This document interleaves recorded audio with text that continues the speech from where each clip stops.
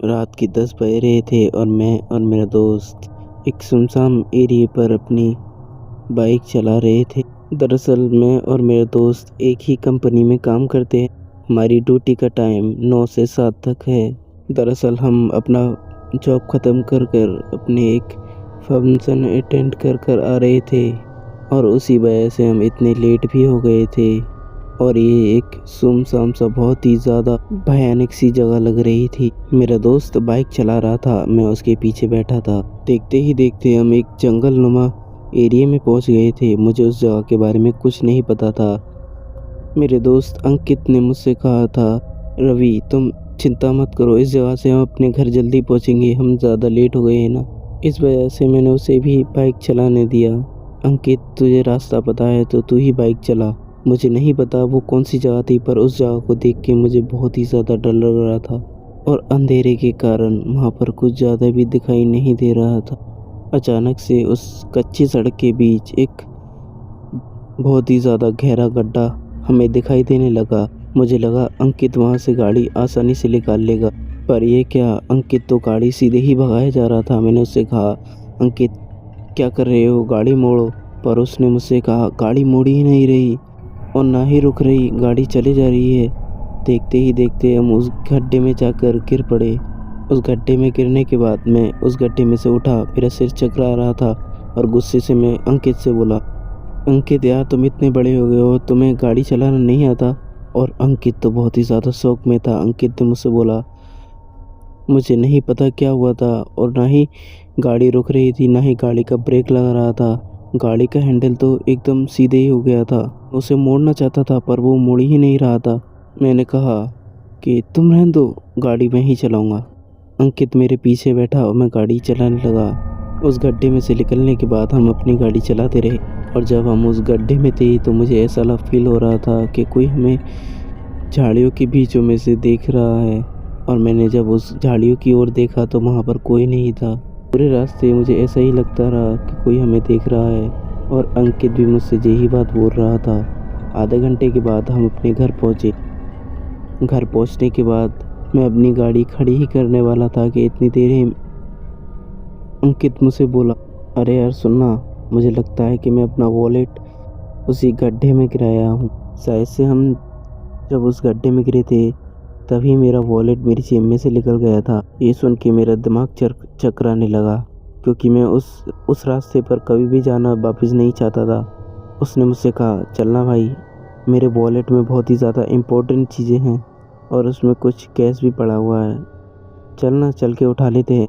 एक पल को तो मेरा मन करा कि इसे मना कर दूँ, पर फिर भी ये मेरा ही तो दोस्त है, अगर मैं इसकी मदद नहीं करूँगा तो कौन करेगा। हमने बाइक ली, स्टार्ट कर वापस से उसी जगह जाने लगे। हम उसी रास्ते की ओर बढ़ने लगे थे कि तभी हमें अजीब अजीब सी आवाज़ें सुनाई देने लगी, जैसे कि कोई बहुत ही ज़्यादा कुत्ते बिल्ली वहाँ पर आ गए हों और वो एकदम से साथ में ही रोने लगे। मैंने उस पर ना ध्यान देते हुए अपनी बाइक की ओर ध्यान देने लगा और अपनी गाड़ी चलाने लगा। करीब आधे घंटे बाद वहाँ पर हम पहुँच, पर इस बार कुछ डिफरेंट था। जब हम उस गड्ढे के पास पहुँचे तो हमने देखा अंकित का वॉलेट उस गड्ढे के कोने में पड़ा हुआ था। हम दोनों जल्दी से उस गड्ढे के अंदर कूदे। अंकित ने अपना वॉलेट उठाया और उसमें चीज़ें चेक करने लगा। मैंने अंकित से कहा, अरे भाई रखना जेब में और चलते हैं, रात भी बहुत हो चुकी है, चलना जल्दी चलते हैं। मुझे पता नहीं क्यों अचानक से डर लगने लगा था। अंकित ने जल्दी से अपना वॉलेट अपनी जेब में रखा और अपनी गाड़ी की ओर बढ़ने लगा। हम उस गड्ढे से निकले कि तभी हमें उस गड्ढे की ओर से एक गुर्राने की आवाज़ आई। मैंने पीछे पलट कर देखा तो मैंने देखा 2 कुत्ते और एक बिल्ली जिनके सिर कटे हुए उन गड्ढों में पड़े हुए थे और वो बहुत ही ज़्यादा सड़ गए थे।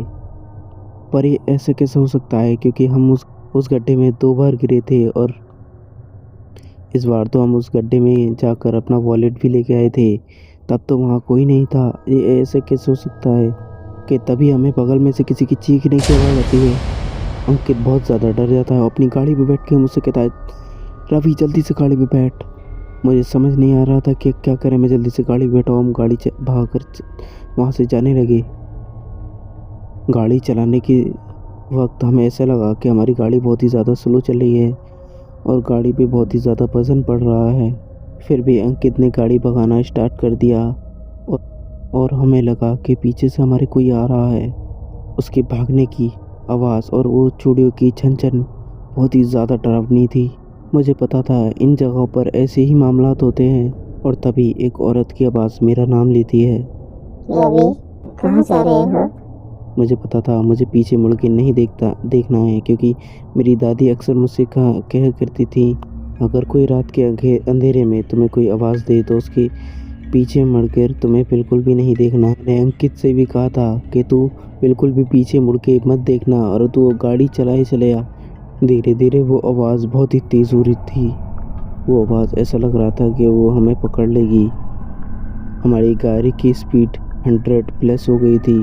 फिर भी मुझे लग रहा था कि हम बहुत ही ज़्यादा स्लो चल रहे हैं। और वो आवाज़ अभी तक नहीं रुकी थी। वो चले चले आ रही थी और वो मेरे साथ में मेरा नाम भी बुला रही थी। वो आवाज़ बहुत ही ज़्यादा भयानक थी, जैसे कोई दो बाँस आपस में झगड़ रहे हों, यानी कि फटे बाँस। इतनी भारी आवाज़ मैंने आज तक नहीं सुनी थी। हमें समझ नहीं आ रहा था कि हम क्या करें। इतना मैं सोच ही रहा था कि हमारे पीछे से एक गाड़ी अपेयर हुई और उस गाड़ी पे 2 लोग बैठे हुए थे। उसने मुझसे कहा, अरे भाई इतनी तेज़ी से गाड़ी क्यों चला रहे? हमें लगा ये वही चीज़ है, पर हमने गौर से देखा तो वो 2 शख्स थे और वो दोनों डिसेंट से कपड़े पहने थे। तो हमें लगा जी गाँव देहात के लोग हैं। हम गाड़ी पर थे, इस वजह से मैंने उन्हें ज़्यादा कुछ नहीं बताया। मैंने उन्हें बस इतना बताया कि हमें लग रहा है कि हमारा कोई पीछा कर रहा है। मेरी इतनी ही बात सुनते ही उनमें से एक शख्स बोला, अरे मैं समझता हूँ तुम हमारे पीछे ही आते रहो, तुम हमारे साथ आते रहो, हम तुम्हें थोड़ी दूर छोड़ देंगे। और ये सुनकर मेरी जान में जान आई। अंकित ने भी गाड़ी स्लो कर ली थी और फिर 15 मिनट के बाद हम अपनी रास्ते पर चलते जा रहे थे कि हम अपने जाने पहचाने रोड के पास आ गए थे। मैंने मुड़ के उन 2 शख्स को थैंक्स करने का सोचा कि मैंने देखा वहाँ पर तो कोई भी नहीं था। थोड़ी देर पहले जो हमारे साथ वो गाड़ी चल रही थी, वो आवाज़ भी नहीं आ रही थी। मैं और अंकित बहुत ज़्यादा डर गए थे। वो अचानक से कहाँ जा सकते थे। मुझे नहीं पता वो शख्स कौन थे और वो आवाज़ कौन थी। मुझे बस इतना ही पता है कि मैं अपने घर सही सलामत पहुंच गया, मेरा दोस्त अंकित भी। तो ये था मेरा छोटा सा वाक़या। I hope you like it. तो गाइस आपको अंकित भाई की स्टोरी कैसी लगी? उम्मीद है अच्छी ही लगी होगी। अगर अच्छी लगी हो तो एक कमेंट कर मुझे बताएं। और आप अपनी भी स्टोरी मुझसे शेयर करना चाहते हैं तो मैं डिस्क्रिप्शन में एक इंस्टा आईडी का लिंक दे दूँगा, जिससे आप मुझे अपनी स्टोरी बता सकते हैं, ताकि आपकी स्टोरी भी मेरे यूट्यूब चैनल पर आए। और हाँ, मेरे चैनल को सब्सक्राइब करना ना भूलें। Now thank you for watching.